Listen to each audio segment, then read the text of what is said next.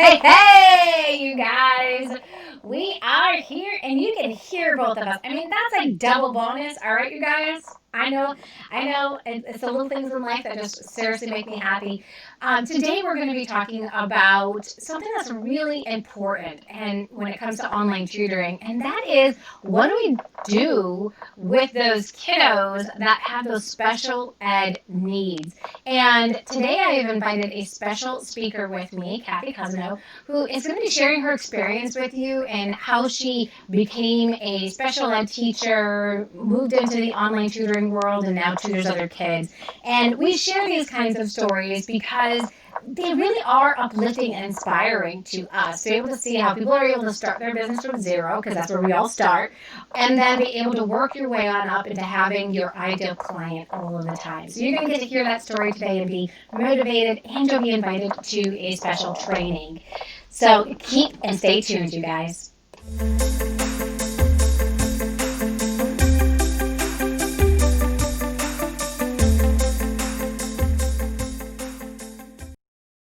Haha, we're back. Yes. So you guys, you heard that I invited Kathy Cousineau here today. Now, it was about a year ago. And I can't remember. She remembers way more clearly than I do. I can't remember if I was out on the boat or if I was at Six Flags with my kids. It's really the only two places that I get. Was I on the boat? Was I at the beach? I was on the boat. So I was on the boat, okay, and I get this message from Kathy, and it's like, hey, I'm starting my business. I've been watching your YouTube videos, and I want to be able to join your program at that point in time. And I was like, okay, let's get her set on up. And we were kind of going back and forth for a while on emails, and this is my life when I'm like not here. I'm like living on my phone. Even last night, I'm on my phone as I'm on the boat. I'm like on the boat, and I'm like just like texting people, messaging them, and all of that kind of stuff. My job never ends. So this happened, you guys, about a year ago, and I remember like just the passion inside of Kathy and wanting to get her business started. She's like, I have to make this work. I want to make this work. I am willing to do anything it takes to make this work, and I know that you know how to make this happen, and so I'm willing to listen to anything you tell me to do. And I was like, wow, I kind of wish everybody was like you. So today she has an incredible business. She is joining our coaches for the online tutor coach, which was one of her dreams that she wanted. She wanted to be able to join us in the group of coaches that I have in the online tutor coach. She has now officially made that dream. She's going to be one of our Jumpstart coaches starting in the next round. So super excited to have her on board and Gina join us. We have Jean Harville in the house. Woo woo! I'm so excited, Jean. I haven't seen you for so long that I just get happy when I see your name pop on up. Jean and I met when we were in Cape Coral. I had a retreat and she came and joined us. So you never forget the people you meet face to face. That is for sure. You know, I mean, not that I didn't know Jean really well before she came to the retreat, but still, it's really, really awesome. And we got Suzanne Davis in the house as well. Hello, hello. And Beth is here. So glad that you guys are joining us out there in the world. And we're just going to keep this party moving on today. So, yes. So here's something that Suzanne's also said. She said, I remember how committed Kathy was, and she showed up for everything to grow her business. I am so excited you're a coach.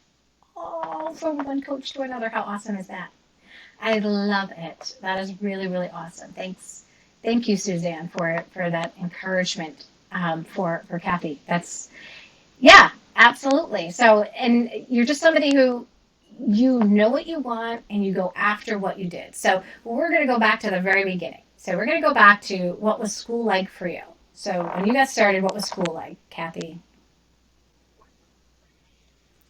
Mm-hmm. When you were a kid, we're bringing you back. You were little Kathy. Not I don't know. Were you Kathy Cousineau? What was your last name? Huh? Anderson. So we had little Kathy Anderson going into her first grade classroom. What was school like for you?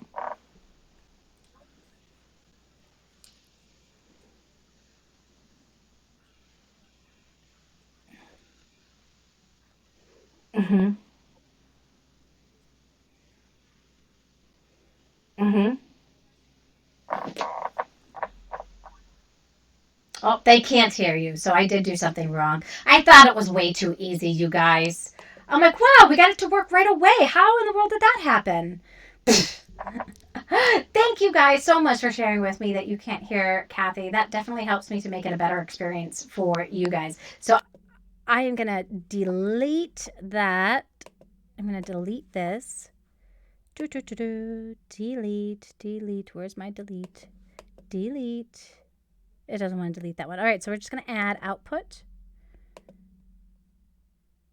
Okay. Let's see if we can hear you now. Let's see. No, of course not. We'll try it again. We'll go output and here. All right. That? Yes, now we can hear you. Mm-hmm.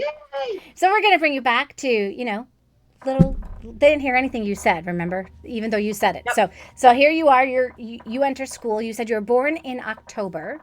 Yeah. And that made it so that I was really young going in. Mm-hmm. So then what happened is I was always like too high for the low group, but struggling in the medium group. And then they were constantly testing me, but I never qualified. So I was always struggling throughout. And I mean, I do wish that my parents like kept me back, but it was fine. I mean, because I went into high school, I was 12. Yeah. So I was young. Oh wow. Yeah, you were definitely young with all those older people. Yeah. I said, well, I still have like auditory processing. It depends on how tired I am. Sure. I'll have issues that I hear you, but I'm not comprehending. There'll be a lag in it. Oh, I have that too. It's what I'm thinking inside my head. But I don't think that's an auditory processor issue. I realize I'm thinking inside of my head. So I actually say to my husband when that happens to me, I'll be like, I'm sorry. I was having a conversation inside of my head and I heard you talking, but I didn't hear what you said. And so I think that happens to a lot of us. Like, thumbs up if that ever has happened to you. Like, somebody's talking to you, but because you were so in your head, you didn't. You. It's not until a few minutes later after where you actually hear what they said, and then you're able to respond. But it sounds like for you, like that probably wasn't happening. It was more like it was a little bit more of it just being like a natural process. Just people speak. Yeah, I do better when it's like multisensory. I do better when I can see, like I hear it, but to see it also, Mm-hmm. I do much better. Yeah.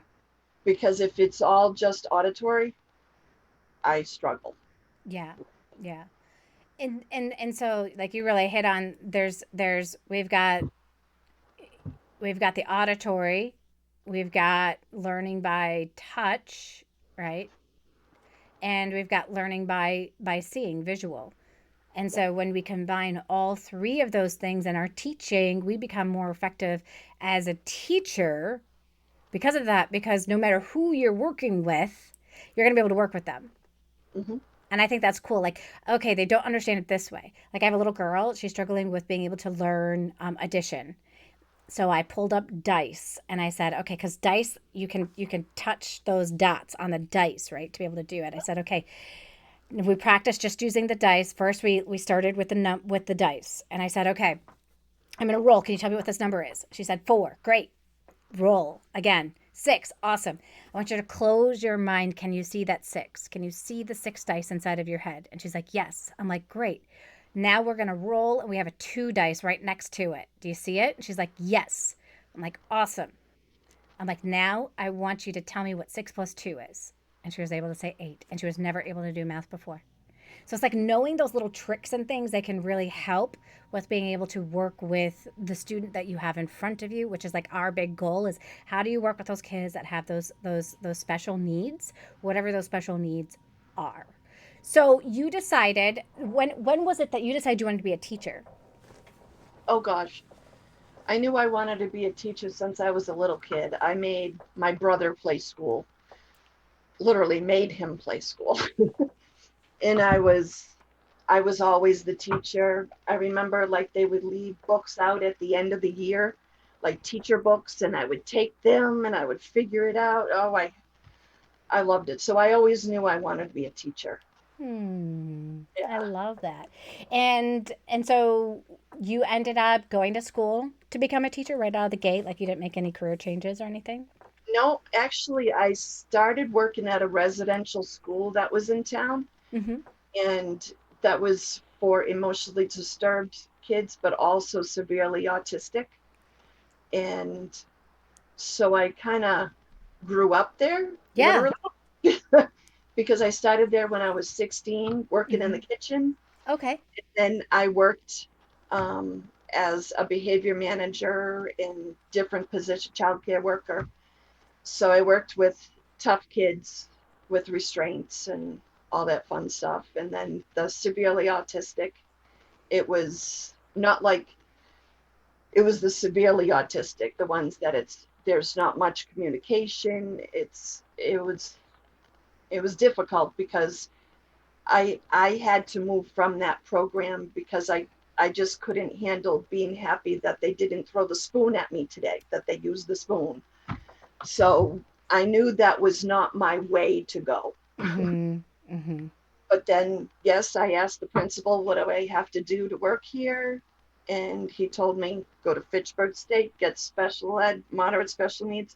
And that's exactly what I did. Oh, nice.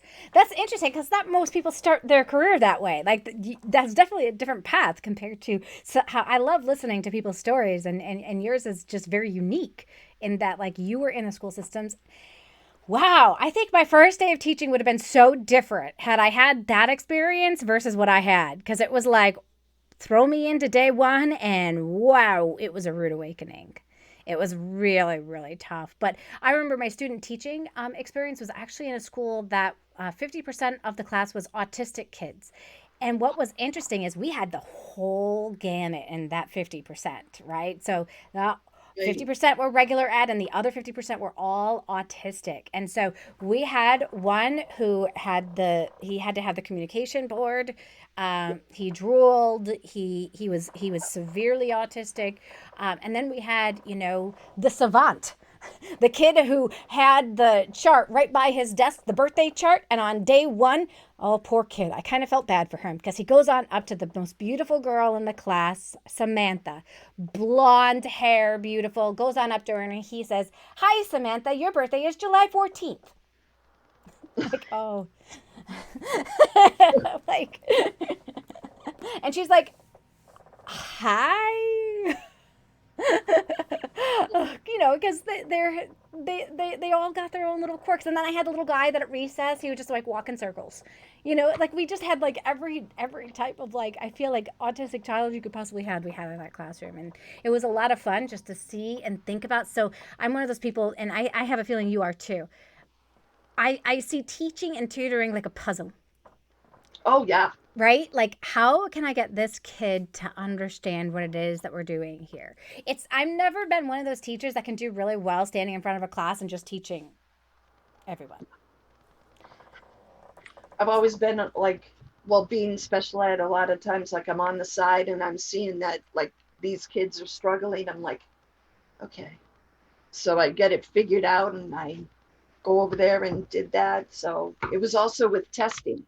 I love to do the academic testing because I would really talk to the teacher. I would look at different work that the kid's done. And I'm like, okay, what am I looking for? So then I would find how I could show that there was issues in the area that the teacher was saying. Mm-hmm. Because they're the ones that know the kids the best, not me who test them.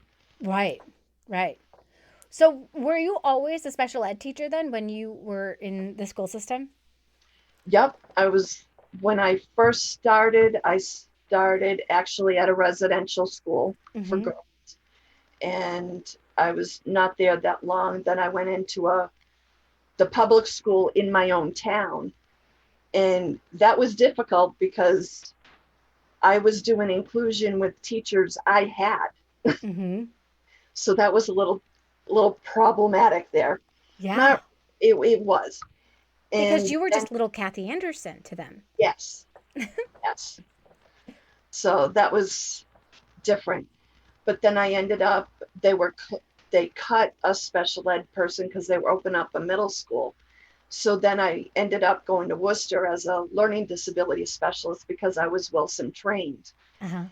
And that, it was wonderful. I learned so much and got so much specialized training Mm-hmm. that it was awesome, because a lot of times when you're working in a public school, the special ed teachers really don't get much training. They're You're a part of the school, but you're not. And then they forget about to train the special ed teachers. So, but our department, we were constantly getting training. So it was awesome. Oh, that is fantastic. It is fantastic because that's one of the biggest pieces to teacher success, is how much training are they continuing to get as they move on their journey. And those that are getting very little training don't make that much gain other than like the experience that you have, but it takes you longer, right? I like to be able to learn and apply.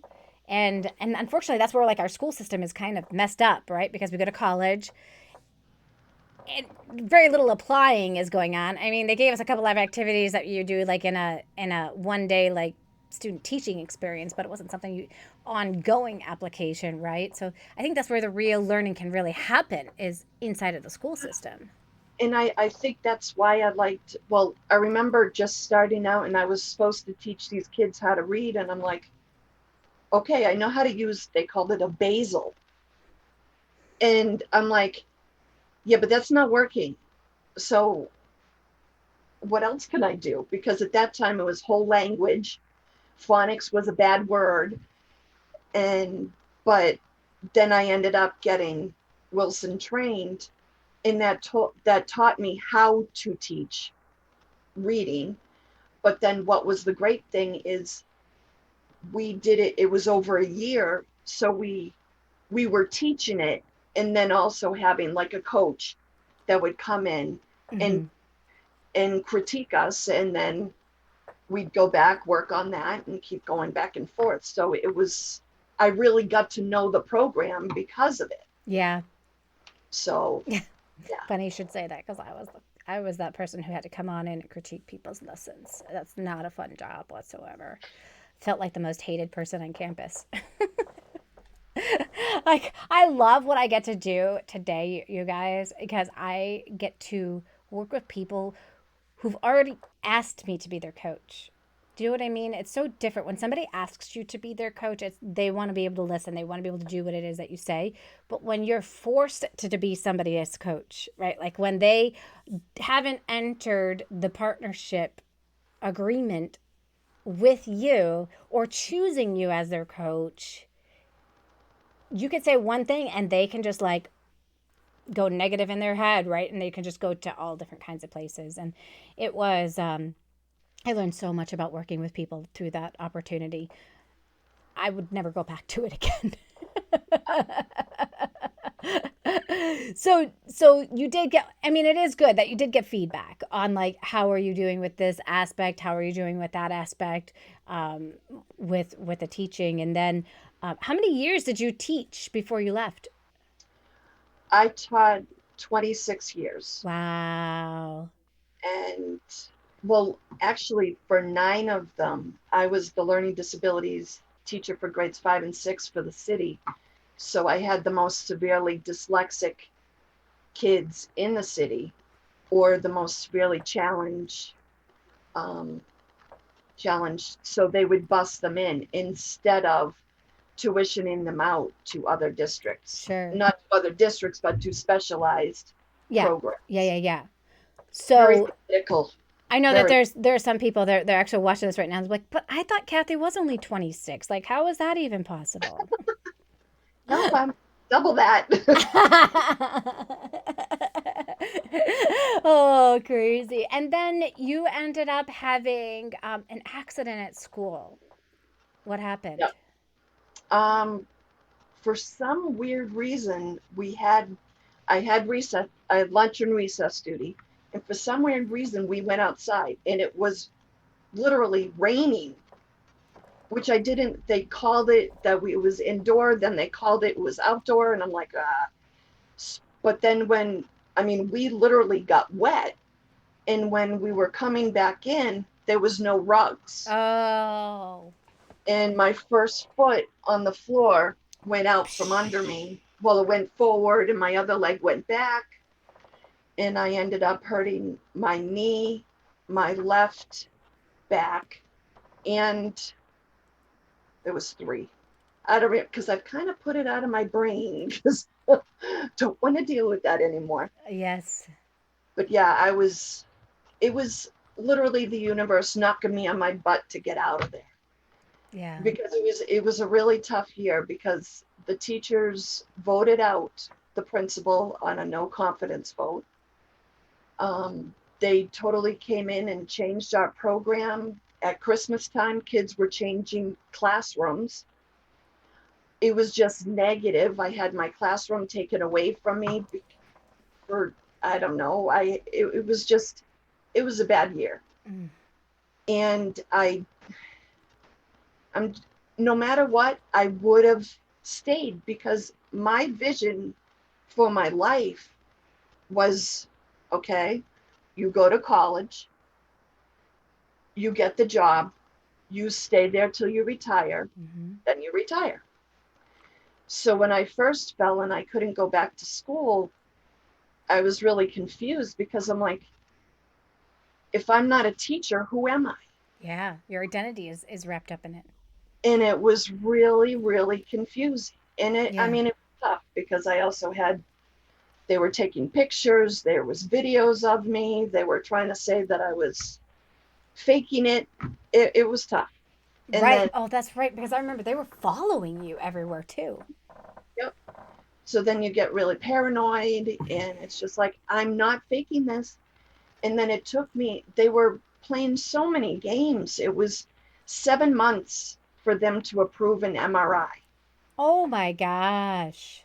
And you say that people that are workman's comp milk it. Well, it's like, no, they take forever to approve things. And then they Yeah. fight you, and then you got to go. So it's just, and it was getting, it ended up, I was out 2 years.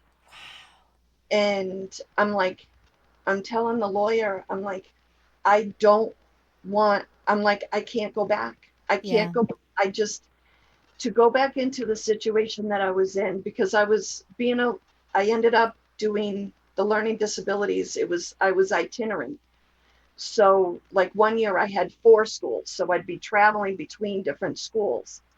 And I'm like, I can't carry that stuff. I can't walk the huge distances with my back. I need to be able to get off my feet. It's just, and to go back into the negativity and the testing. It was all about testing and it was all political. And I'm just like, I can't go back to it. Yeah. I can't. I can't. And so then I'm like, what am I going to do? How am I going to do this? And then I'm like, well, I know how to teach. Okay. But I don't want to teach in a school system. What else could I do? So then I was trying to figure out, I'm like, I'll do the online tutoring because I don't want to do in person because I just didn't trust liability. And obviously I don't want to travel. And then I'm like, okay, I know how to teach, but I don't know how to do this online. So then I searched for you. Well, I didn't search for you, but I searched online tutoring and you came up and I swear I watched every video. And then it's like I knew you before we even spoke because Yeah. I've watched so many. So then I'm like, okay, I got to get in here. I'm going to make this work. I'm going to do it. I'm going to do it. So I did. And it was a tough journey in the beginning because you couldn't advertise your business because you were still going through the school system, and they were even trying to make a deal with you for you to still come on in, but it wasn't going to be a deal that was going to work because you still had to be on your feet so many hours, which you couldn't do because of the I, injury. I didn't want to. Yeah. I just didn't. I I couldn't go back into the situation. But it was It alluring. I know it was alluring for you. It was alluring because it felt like safety, was. didn't it? It was the money. Yeah. And plus, that's what I always did. How am I going to make that money? Mm-hmm. I'm not worthy of making that money unless I'm doing that job. Mm-hmm. And it was nerve wracking. But Yeah. I'm like, I'm going to do this. And I remember you telling us to break it down, to say how much you want to make, how many weeks you want to make, how many hours you want to work a week, and break it down. And I'm like, I can do this. I can do this. Mm-hmm. And I am. Yay. I'm fully booked. Like I still have people that are trying, that want to work with me, but I'm like, I can't fit any more in. Right. I can't, because also I'm going to be doing this Mm-hmm. with you, and then I'm going to be doing um I'm also want to do group classes Mm-hmm. for all the remote stuff that's going on. I want Mm-hmm. to teach groups. Yeah. I've been working on that, and then I'm going to be starting a group for to support parents Nice. that are going through the remote learning, Yep. or homeschooling, new to homeschooling. Yeah. So yeah, I got a lot on my plate right now. You do, but that sounds all exciting and you sound really excited about it. I'm excited about the whole thing, and there's so many different opportunities Mm-hmm. that it's really hard to focus them down. Right, I could right. do this, I could do this, I could do this. But when you're book solid, that's the hardest thing, isn't it? It's like you have all these ideas, but there's not as much time anymore because you're book solid. So I've been there. I remember how that goes because I was book solid with my tutoring business and I wanted to help tutors, and it was like, but Joanne, you're working like 36 hours with your students. So like, how can you make it work to help tutors too? Like that's two full-time jobs. And so it was like helping tutors in the beginning started then becoming more of a hobby, like throwing it in here and there, versus something that I did full time like I do now. So yeah, it's crazy, but how exciting. And so, were you able, I know lots of people want to know this, were you able to replace your teaching income with your tutoring income? I make more than I did when I was teaching. Shut up. Seriously? Yep, Oh my gosh. That is so exciting. You guys, did you hear that? She's making more. It's not just me. yep. It's not just me who's making more leaving the school I'm system. making what I did in 2 weeks in 1 week. Oh my gosh, that's awesome. So you've doubled your income. Yes. Yeah. That is fantastic. That is fantastic. I think I have quadrupled now my income. Oh, I'm sure. I mean, there's just, you have so much going on to it. I don't know how do you do it. It's just the possibilities. I just want people to know what the possibilities are. Do you know what I mean? Because I think a lot of times we think, well, if I could just make this, I want people to go like beyond the if I just made to the I could make, Hmm. right? Like I could make this. Like that is a possibility. I can be a six-figure income teacher. And it's tough because we were trained not to dream huge. Right. I mean, a lot of teachers just think of, you're capped at the teaching amount that you get. That's it. That's it. To There's dream, no other. right. To actually dream that you could be making more than that. Wow, really? I could? But yeah, it is possible. I mean, yes, does it take work? Of course it does. Right, right. And you did. You put in a ton of work. You did absolutely everything. And then I remember like in the very first month and you're like, I didn't get any students. Like, what am I doing wrong? Like nothing. It just takes a little bit of time. Just takes a little grit, takes a little time. I know you've been putting in a lot of grit, but the first time that people can start hearing about us, that's not when they start hiring us, right? It's like you got to get the word on out there through many different ways. And um, yeah, education is a business, and a lot of people don't see that. I love that point of view. I'm gonna go on into my Facebook to see who left that. But yes, education is a business, and I actually started working at a charter school, so I kind of understood that a little bit more in the beginning than I think other people did. Um, who don't work at a charter school, but it is a business at the end of the day, whether you see it as a business or not. I think the biggest thing is, as a teacher, though, I am getting an income. When I first start my own online tutoring business, I'm not getting an income. I'm putting in a ton of work and I'm not getting paid at all for it. And that's the way running a business works. Any business that you start, you don't get paid any money right out of the gate. You don't like walk in on day one of your job and say, "Where's my paycheck?" Right? Mm-hmm. Or after 2 weeks get that paycheck. And sometimes for some people it can be 2 months, 3 months before they ever see a paycheck because of the work that they have to put into all of this.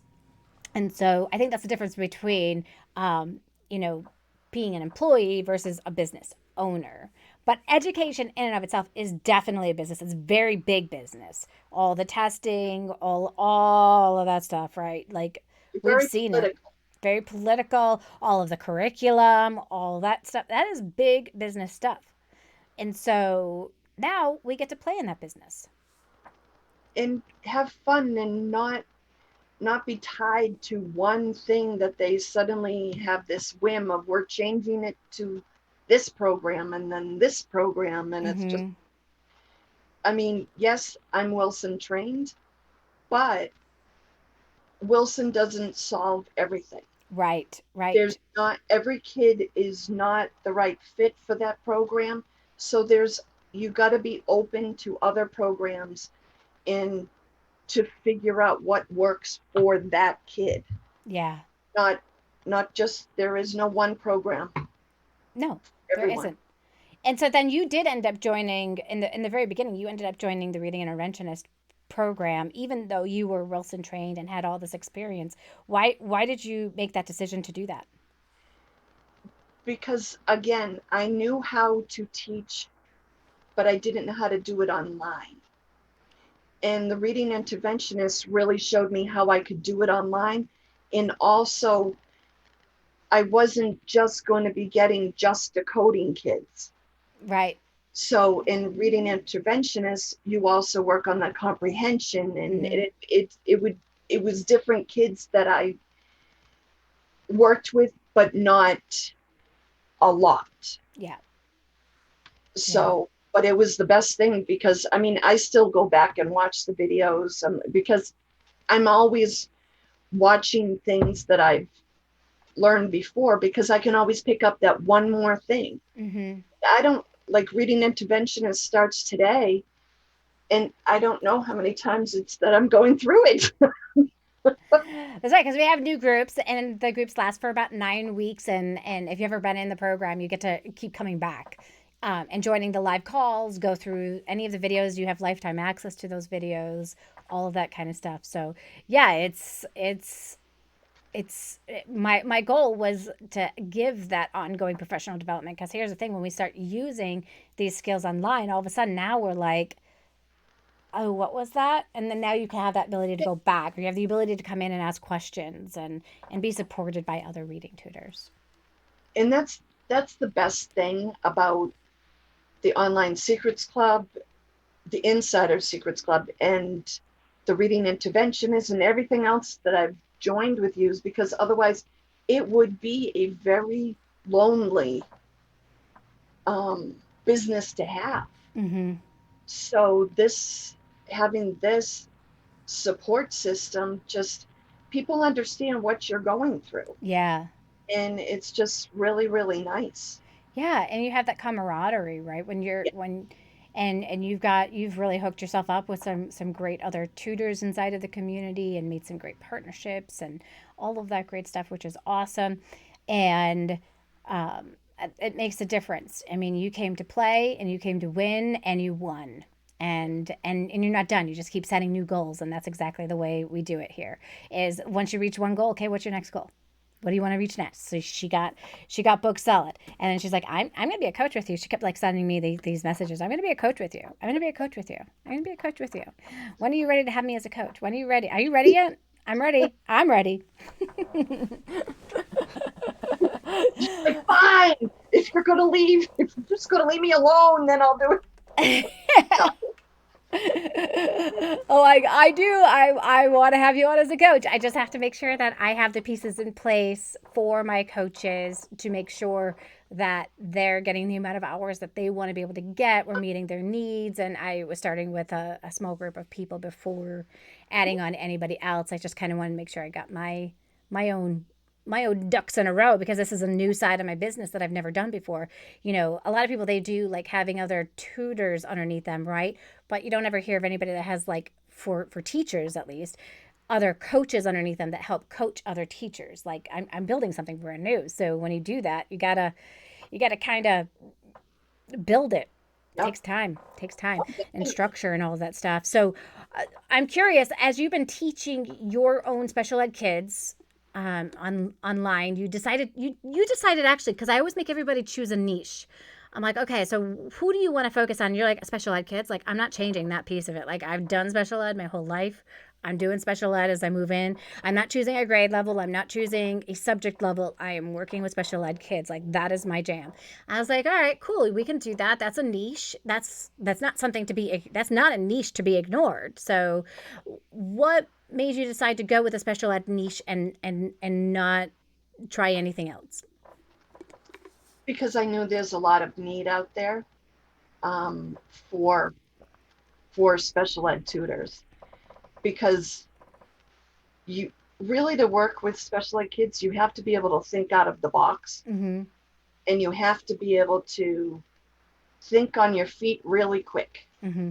because you might be thinking, okay, this is going to work, but it's not. So you got to switch to this.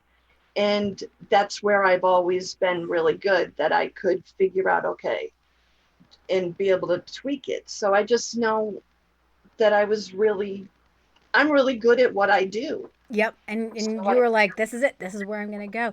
So, what kinds of special needs do you deal with right now online for your students? I have dyslexic kids. I have kids that are on the spectrum, ADHD, um, oppositional. Um, I think that's Do pretty you have much. any executive functioning skills students? Yeah, that a lot of times goes along with the dyslexic, because that's a lot of trying to figure out how to organize and how to plan. And I mean, actually, there's a lot of kids that have problems with executive functioning skills, because it's not something that is usually taught. It's more like, okay, go study. Well, I don't know how to do that. How do you study? And then a lot of people with the executive functioning issues, they don't understand time periods. So that's where the kids get into a problem. Okay, I have a book report due on the 30th. Say it's on the 1st. Well, I got forever. I can do that. And then it gets to be the 27th, and they haven't even started the book yet. Right. So there's no way you can do the book report. Yeah. So it's not knowing So, how to break down a larger project into smaller goals so that they can have it done by the due date. right. And I mean, I literally used to sit with the kid. I had my kids, they had a book report a month, and we would sit down and break it down. Okay, what do you have going on this month? Like, a lot of them played sports or they had whatever, and we would put that into their schedule. Okay, you want to have the book read by the week before, so you have a week to work on your project. So then we literally break it down. Okay, you want to have this much read. Well, you have soccer on this day, so you're going to have to make sure you spread it out. So it was literally teaching them the skills. And my kids were awesome because I literally taught them how to break things apart. Yeah. And when you have kids that, the ones that everybody shoves their papers into the notebook and then just goes, and they're carrying them with big papers everywhere. And so it's breaking it down and showing them, okay, what does that go into? Reading. Okay. But yes, do I work with the? Yes, a I have a student that literally it's working. Okay, what do you need to have done? Let's break it down. Okay, let's look at the papers. Where should they go so you can find it? Mm-hmm. So, yeah, Yeah, yeah. And it's so great that there's people out there that are working on those skills with people. Study skills is a really huge area, and we're not talking about studying for the ACT or the SAT. Just study skills in general is a big area of the tutoring industry. So if you feel like you have a really good a really good hold on that, you could be somebody who would make a great tutor just for that area. So something to keep in mind, you guys, for that. Um, yeah, and they're definitely not taught enough in school. So Beth had said that executive functioning skills are not taught in school, and they should be. It's not the teacher's fault. I wish curriculums included this more. Yeah, and curriculums really focus on the subjects. They don't focus on the organization of the subjects. right. Another thing I pull into the tutoring is mindfulness. Mm-hmm. So, because especially, I mean, I did this with this whole COVID thing, because the kids were in like panic mode. And well, also, I have high oppositional kids and how to get them to come back down. And it was funny because literally, there's a kid not really on a plan that I'm working with, and he would get frustrated with me because I was working on fluency, and he couldn't understand why you have to stop at a period and where you actually have to breathe and all of that. And so he was getting upset, so then he started the finger breathing. And I'm Ah. like, "Oh my god, you're using the strategy." All right, so tell us, what is finger breathing? Okay, so what you do is you start at the bottom of your thumb, Uh huh.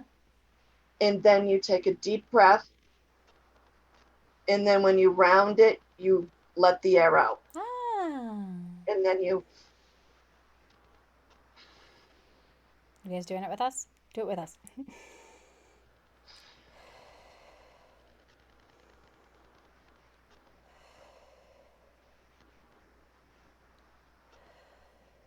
so it's by the end of the time, you've taken 5 deep breaths, Mm-hmm.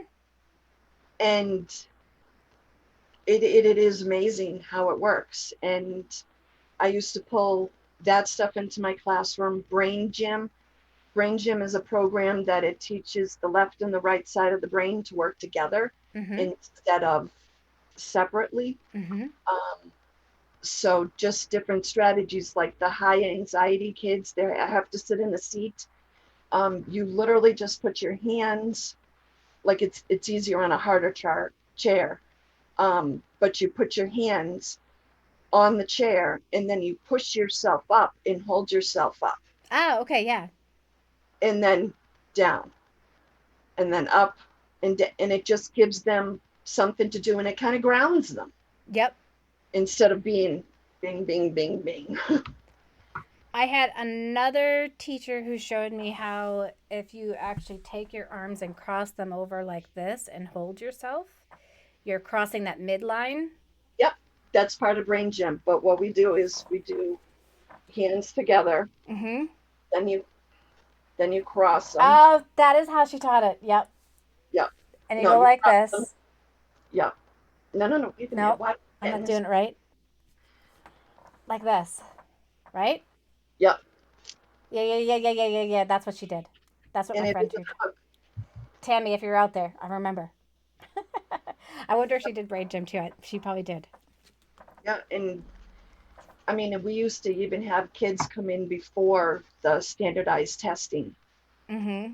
do some of the techniques, and so that they would calm down. Because I had high anxiety kids, and I mean, they'd be crying before they even got there. So, Transitions were always the hardest. I always found with my students.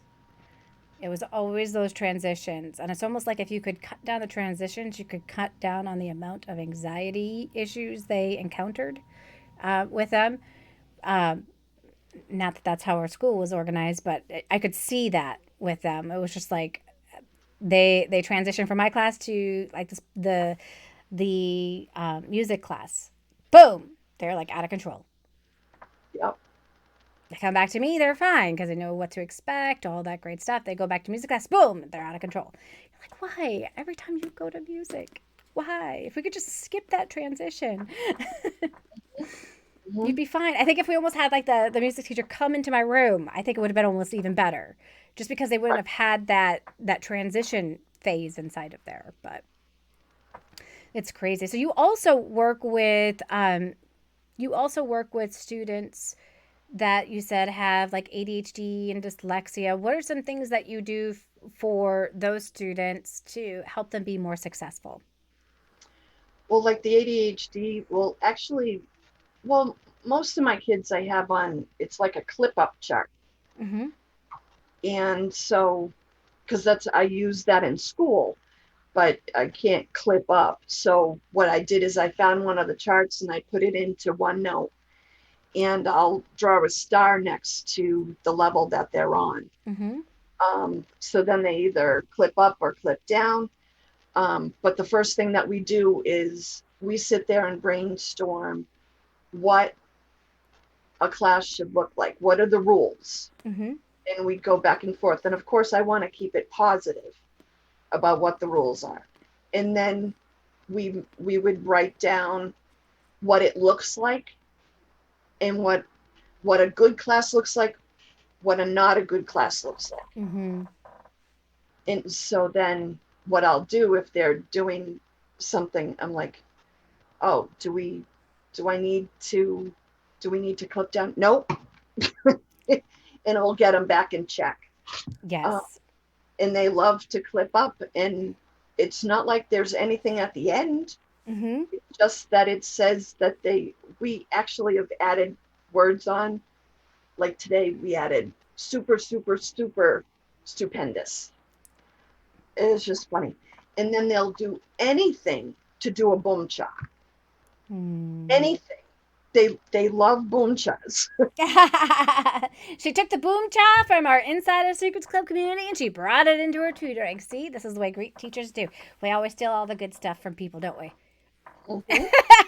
Like I always think like none of my ideas are really that original. Maybe the way I present it is a little bit original, but a lot of my ideas came from other people. The boom chow we did create here. Matt Mankin, he helped us create that. Suzanne Davis, you were in the house, you helped us create that. And we just created this magnificent thing, the boom chow. Now you get to use it with your students. I love that. I now brought it. I'm like, I've never brought it into my teaching. I'm going to bring it into my teaching. So I have a group of little boys. I'm like, all right, we set reading goals together because they all struggle with reading in between our sessions. They all have dyslexia. Um, they all have motivation issues. They all have. I have one who is oppositional defiant. I've got another with ADHD, and it's like the whole combo. And like with this one little group class that I've got going on, and I was like, okay, we need to set goals so that you guys can feel like you accomplished something. So we set a goal, and I looked at them and I'm like, okay, if you guys reach your goal, you're gonna get this really cool thing called a boob chop. And they're all waiting till they can complete their goal, but they keep forgetting that they have to do something in between our sessions. So we're gonna get there one day. Somebody's gonna get a boom chop. I'm telling you, we're bringing it in.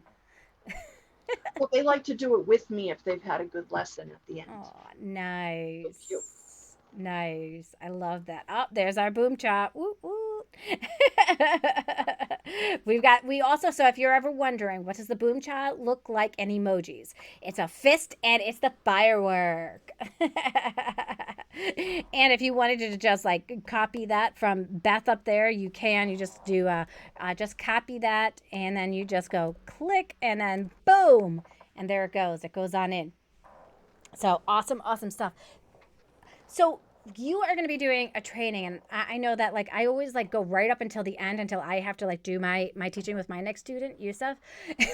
And I don't want to forget to tell people about this amazing training that you're doing. It's all about 3 tips to helping kids succeed who have special needs, and our dear friend Elizabeth is going to put inside of the Facebook group. If you want to be able to join us next Friday, not tomorrow, next Friday, Kathy and I are going to be sharing. We've been working really hard putting some content together on how to help you with being able to teach those kids specifically. I know we've gotten some tips here, but you're going to get a ton of tips when you come to that call on things that you can do with your students that have different special needs.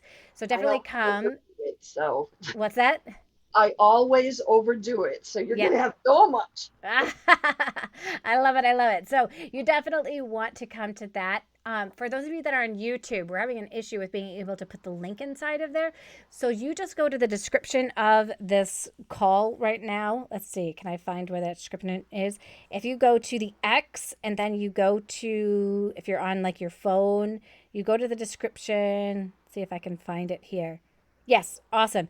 If you go to the description, you'll be able to see a link on there inside of the description. It's kind of hard to show you when I'm on my phone. It's at the very bottom there. You click that, you can sign on up, and you can be part of the top 3 tips for helping kids succeed who have special needs. And that will help you guys with doing it. We're all going to have kids that have special needs at some point in time. Like, it's inevitable as a tutor.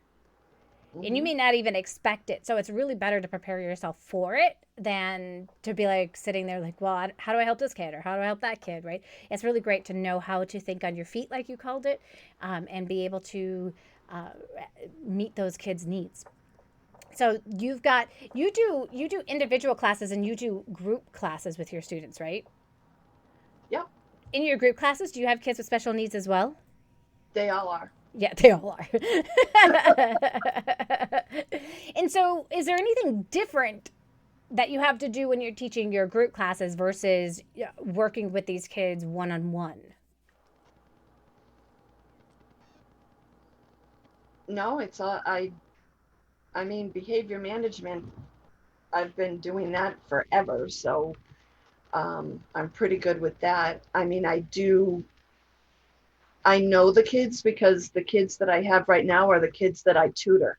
Right, So I know exactly what they can do and what they can't do.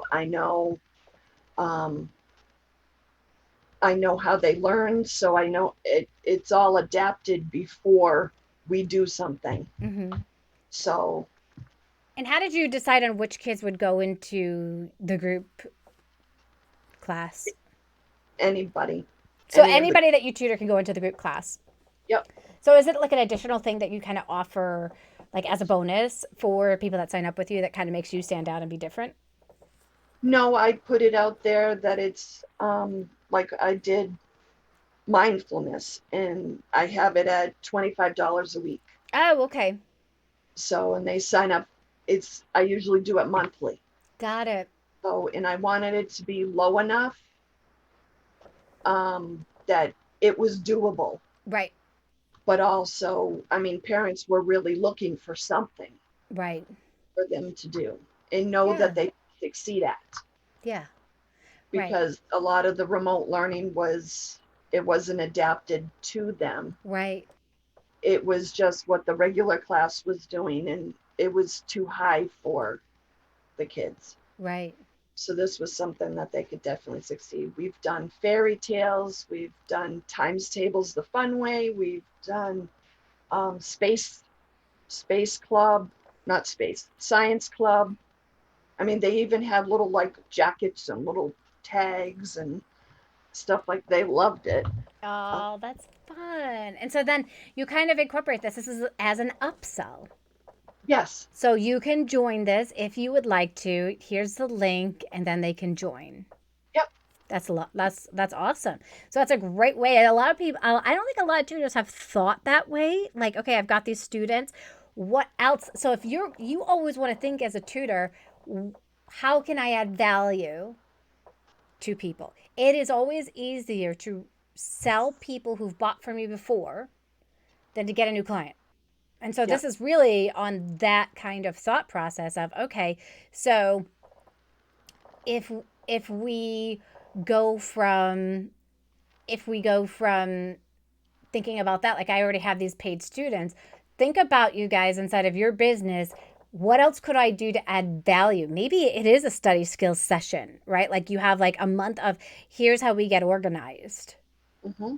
And then you put out a class like that, and it's a group class, and you're helping now all the students who sign on up for that on how to become more organized. I just think like those kinds of things are. I love the mindfulness. I think that's fantastic. I think like teaching the tips, like the using the Finger, hand to calm down, finger breathing. I'm probably not going to remember the name of it, but I'm going to do it. it works. My watch is always telling me to breathe. I'm like, can't you tell when I'm breathing? You can tell everything else. You know when my next appointment is. You know when I need to eat. You know when I walk somewhere. You know when I'm not home and I need to be home. Don't you know that I'm breathing?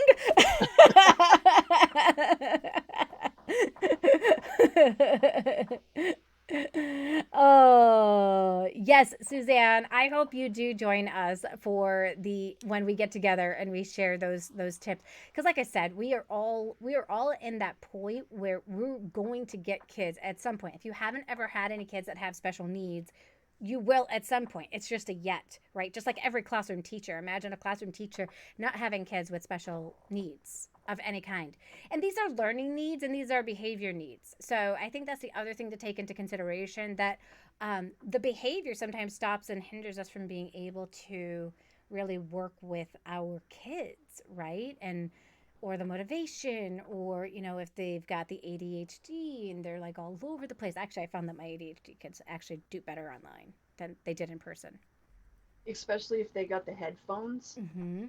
That really does help them focus It's like on it. this is their world, right? This is what they're focusing on. They know they don't focus. And you know what? It's the easiest thing just to say in order to get them to focus again is look at the computer. That's Hmm. it. Like it doesn't have to be. It's like I kind of think of it as like the GPS reminder. You know how she says recalculating, really nice, recalculating, and I'll just be like, look at the computer. Look at Hmm. the computer. A lot of my kids, they like to space out. They like to like go like this, and you're like, are you with me? Are you thinking? Is that how you think? Do you think so? Like, but sometimes that also gives you an idea when their eyes go up like that. It's not that they're not paying attention, it's that they're a visual learner. Up and to the left, you can tell they're trying to recall something. Right. And then sometimes I'm like, are you going in your brain to look for that? And they'll be like, yeah. I'm like, it's not in your brain. And they'll be like, what do you mean? Like, it's in the book. Like you could try to access your brain, but your brain did not. I know your brain did not hold on to that information. I had a question today from one of my students. One of my students was answering a question. It was compare, and I can't remember. It was like two weird animals I had never heard of: the oligato, and the zimba or something like that. It was like these two weird things. I'm like, I can't even compare that. I have to go back into the book to see how are they the same, right?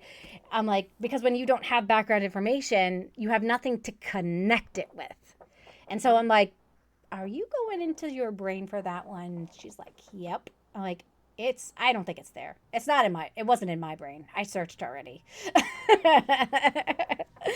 And then I'm like, so when you get there, when you look up like that and you see that, think, okay, it's located in none of my file cabinets in my brain.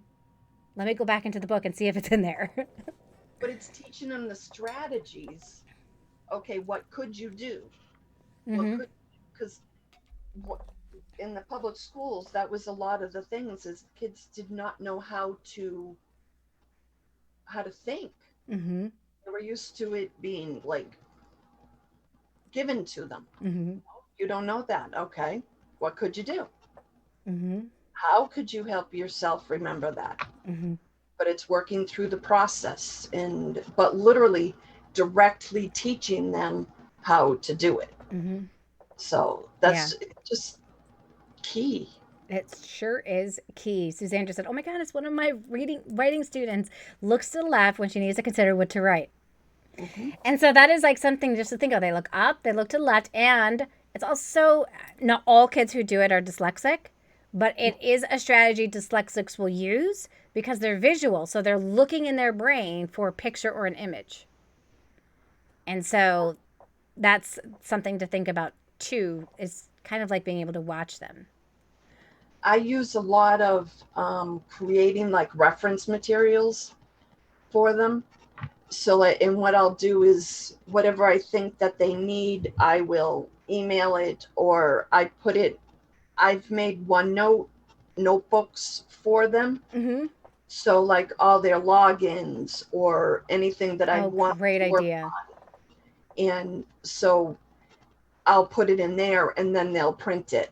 And because I was having a hard time trying to have something up there and have the reference material. I mean, I can do it. It just depends on how big the screen is, Mm-hmm. all that. So they have notebooks that they put things into. So a lot of reference stuff really helps any kid with like memory issues or anything, but it's also key to teach them how to use their reference material. Oh, for sure, absolutely. And I know Suzanne's really good at that too. She's actually created a Google Classroom for every single one of her students, and it's like one on one. And she just copies a lot of her classrooms that she's created because she's like, okay, these kids are going to need. This kid's going to need these resources too, so I'm going to copy them.